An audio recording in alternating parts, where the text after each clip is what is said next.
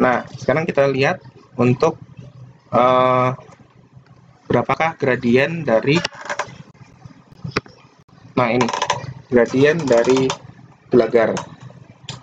Jadi pada SNI 1725/2016 ini gradasi temperaturnya seperti ini. Jadi pada sutur dek atas itu maksimum, kemudian makin turun ke bawah dia berkurang secara linear sampai pada akhirnya dia 0 gitu. 0, jadi dingin, tidak ada perubahan temperatur. Kemudian naik lagi karena kena pengaruh lingkungan di sebelah sisi bawah gelagar, dia naik sedikit gitu. Nah, grafik yang tidak putus-putus ini itu adalah grafik gradien untuk jembatan gelagar beton.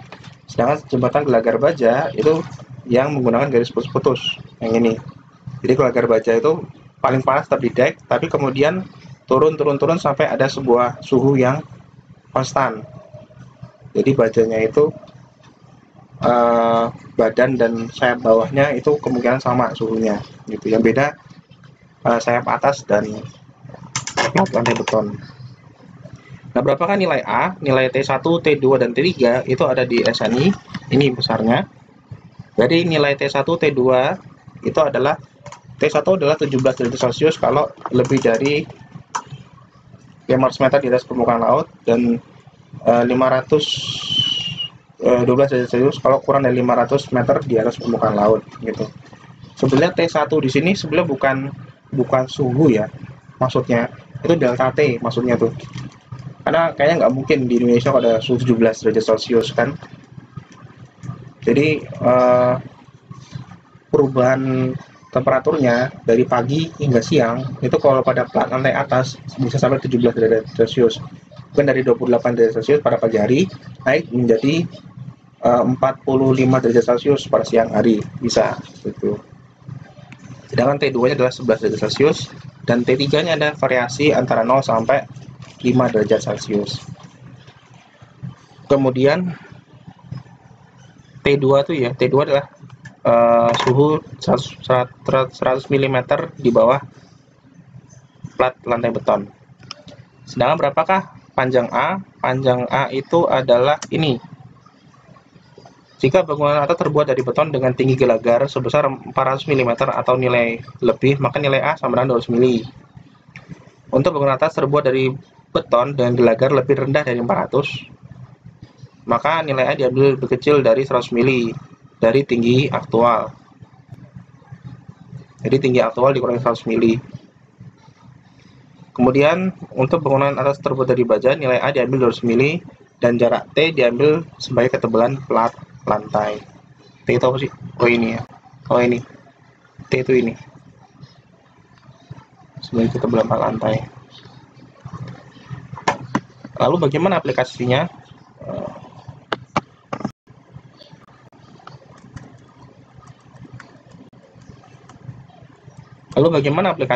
Ini aplikasinya. Ini ada sebuah jembatan gelagar balok T kita tadi.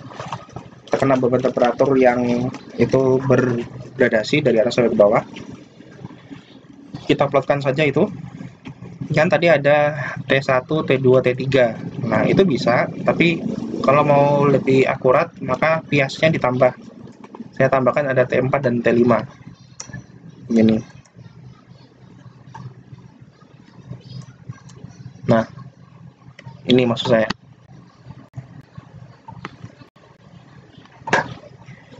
Jadi gradasinya tuh saya potong-potong lagi, tidak cuma 3 titik tapi sampai ke 5 titik gitu. Jadi untuk T1 itu mewakili suhu di atas, sisi atas dari plat jembatan. T2 itu di 100 mm di bawahnya.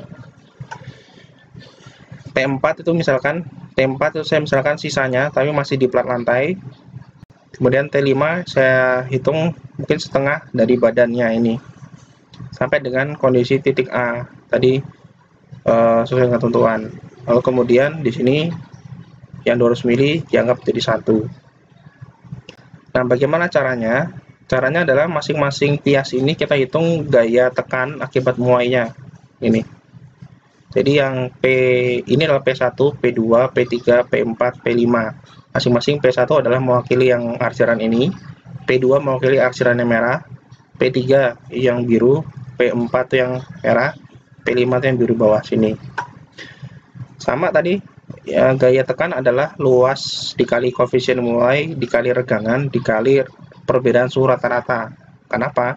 Karena yang P ini kan atas tadi 17, ini kan dia rendah kan. Ini kan tadi 17 derajat, ini kan cuman berapa derajat, ini lebih rendah. Maka kita ambil rata-rata. Rata-rata antara atas dan bawah dibagi 2, kalikan dengan koefisien muai. Jadilah regangan. Regangan dikali modulus elastisitas beton, jadilah tegangan, tekan akibat muai. Kali dengan luas arsiran ini luas arsiran ini jadilah gaya tekan akibat muai. Itu logikanya. Sama P2 juga begitu. Jadi rata-rata antara suhu di atas dan suhu di bawah. Jadi T2 ditambah T4 dibagi 2. Gitu dikalikan koefisien muai dikalikan dengan modulus elastisitas beton dikalikan luas penampang yang arsiran warna merah ini. Jadilah P2. P3, P4, P5 sama seperti itu. Dan masing-masing P ini kita hitung jaraknya. Pusatnya kan P1 ini pusatnya berada pas di tengah-tengah ini ya, karena dia bentuknya adalah segi 4, maka di tengah-tengah titik beratnya. P1 di tengah-tengah, P2 juga di tengah-tengah yang warna merah ini, P3 juga di tengah-tengah warna biru ini, P4 di tengah-tengah warna merah ini. Jadi Z ini adalah jarak dari pusat berat di arsiran biru sampai ke titik berat penampang profil T. Yang merah itu adalah penampang profil T-nya, titik beratnya. Gitu. Jadi dihitung masing-masing. Jadi pertama malah hitung dulu titik berat penampang profil T di mana, kemudian dicarilah tinggi pusat gaya ke masing-masing titik berat profil T. Kenapa kalau begitu? Karena ujung-ujungnya kita menghitung berapakah bending moment akibat perubahan suhu yang bergradasi. Ya sederhana. Maka bending moment adalah momen karena suhu yang gradien adalah sigma jumlahan dari P-nya dikali Z-nya, sigma gaya kali lengan, gitu. Itu tujuannya kenapa kita membagi berpias-pias agar lebih teliti, kemudian masing-masing pias dicari gaya tekannya berapa akibat muai. Tentu saja kalau yang bawah berarti bukan tekan ya, sisi bawah atau yang P5 ini kan tarik gitu ya, karena di bagian bawah. Kalikan dengan masing-masing lengannya, terus terakhir dijumlah, ketemulah momen akibat beban temperatur.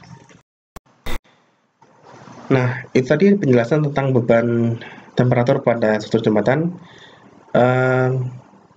Cukup rumit ya kalau pada struktur gelagar, karena temperaturnya itu tidak merata, tapi dia gradasi dari plat lantai sampai ke badan. Nah, berkaitan dengan muainya jembatan, itu menimbulkan adanya gaya pada perletakan. Kenapa? Karena jembatan yang saat ini ada rata-rata menggunakan perletakan berupa elastomer bearing pad, yaitu bentuknya seperti karet yang itu dapat berfungsi sebagai sedikitnya sebagai roll gitu ya, dan juga sebagai sendi. Nah, karet ini mempunyai kekakuan sehingga kalau jembatannya memanjang, karet ini sedikit banyak akan menahan dengan kekakuan yang dia miliki.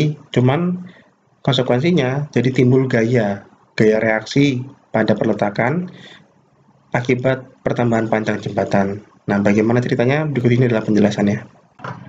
Baik, selanjutnya beban friksi tumpuan atau bearing friction itu adalah gesekan pada peletakan timbul akibat adanya displacement arah memanjang jembatan. Bisa diakibatkan oleh karena gaya rem atau karena susut atau muai gitu. Jadi efek temperatur rata. Nah, besarnya gaya pada saat peletakan adalah delta dikali K. Delta itu adalah displacement arah memanjang jembatan, sedangkan adalah kekakuan geser dari elastomer bearing pad. Nilai K itu harus nyari sendiri, biasanya ada di spesifikasi produk elastomer jembatan. Jadi sana harusnya ada spesifikasi kekakuannya berapa seperti itu. Nah, displacementnya gimana? Ya tadi kan sudah saya sampaikan di slide sebelumnya, displacementnya sama dengan regangan muai dikali panjang jembatan awal, itulah displacement akibat beban muai.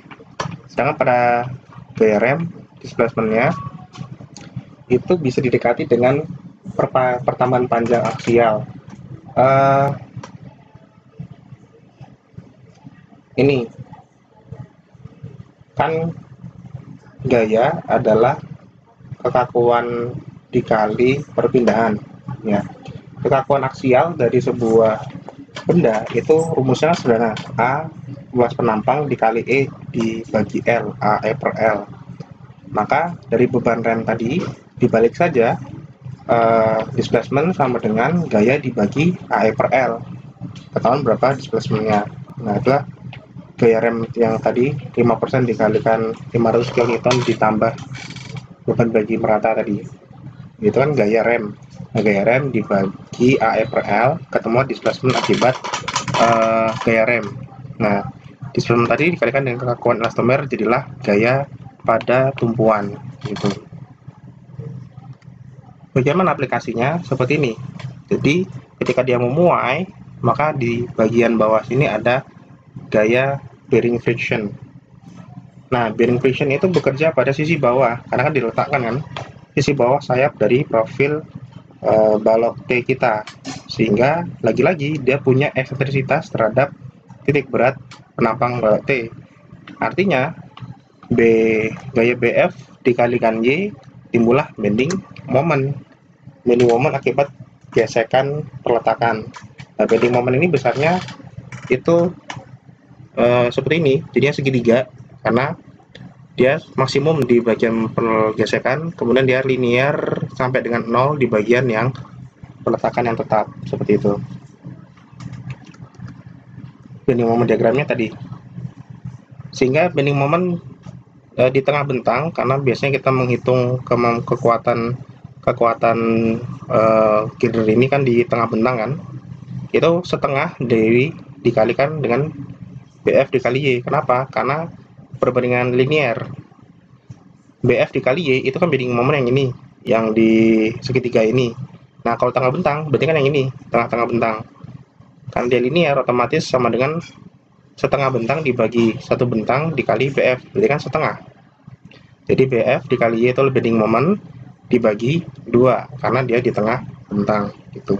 Nanti itulah nanti kita masukkan dalam kombinasi bebanan dengan beban yang lainnya, seperti itu. Nah, kalau pada struktur rangka ya sudah langsung saja masukkan sebagai gaya tekan, walaupun dia memang ada eksentrisitas, tapi ya sudahlah, kita masukkan, kita anggap dia bekerja pada pusat berat profil dari struktur rangka yang bawah. Jadi kita input saja langsung sebagai beban tekan di bowl yang paling ujung tempat adanya peletakan itu. Oke, yang terakhir di pertemuan kali ini adalah beban angin pada struktur jembatan. Sedikit berbeda dengan gedung. Kalau pada gedung kita jarang mempertimbangkan beban angin, karena memang gedung kita pelajari masih sebetulnya gedung belum tingkat tinggi, tapi tingkat yang rendah ya, sehingga masih lebih dominan gaya gempanya.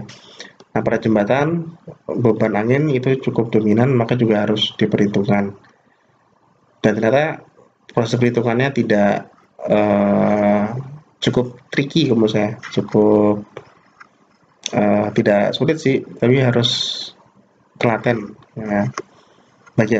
Bagaimana caranya, berikut ini adalah penjelasannya. Baik, selanjutnya beban angin itu terbagi jadi 2 jenis beban, yaitu pertama adalah beban angin yang hanya bekerja pada struktur saja, jadi kondisi ketika tidak ada kendaraan yang lewat di atas jembatan. Yang kedua adalah beban angin ketika ada kendaraan yang lewat di atas jembatan, seperti ini. Pertama, berdasarkan SNI 1725/2016, kecepatan angin dasar rencana adalah 90-120 km per jam. Itu angin badai gitu ya, 120 km per jam. Nah, tapi jika elevasi jembatan lebih dari 10 meter dari permukaan laut, maka kecepatan angin rencana harus dikoreksi dengan rumus 37 pada pasal 961. Nanti kita lihat di SNI-nya ya. Nah, kenapa kok ada kecepatan angin dasar? Karena ujung-ujungnya untuk menghitung tekanan angin pada struktur atau PD itu menggunakan rumus 38 pada pasal 961, yang isinya rumus PD ini nanti ada unsur kecepatan angin rencana. Dengan syarat, jika struktur rangka atau melengkung, maka gaya totalnya pada sisi sisi tekan itu lebih dari 4,4 kN per mm dan sisi hisap lebih dari 2,2 kN per mm ini. Jadi kalau pada suatu rangka, tadi saya gambarkan ya, terjadi gaya tekan angin dan hisap angin di sebaliknya. Berbeda dengan balok dan gelagar, itu hanya ada gaya tekan saja, tidak ada gaya hisap. Dengan gaya totalnya harus lebih dari 4,4 kN per mm. Tekanan angin struktur atas pada pasal 96 tadi itu jika angin tidak lurus dari jembatan, maka tekanan angin struktur atasnya disesuaikan menurut tabel 30. Nanti ada berbagai macam sudut, misalnya dari 0 derajat sampai 90 derajat. Kemudian dikerjakan pada titik berat area yang terkena beban angin. Kemudian yang beban angin kendaraan pasal 9612 gayanya adalah 1,46 Newton per mm dengan titik tangkap 1800 mm di atas permukaan jalan, seperti itu. Oke, langsung saja coba kita lihat detail peraturannya.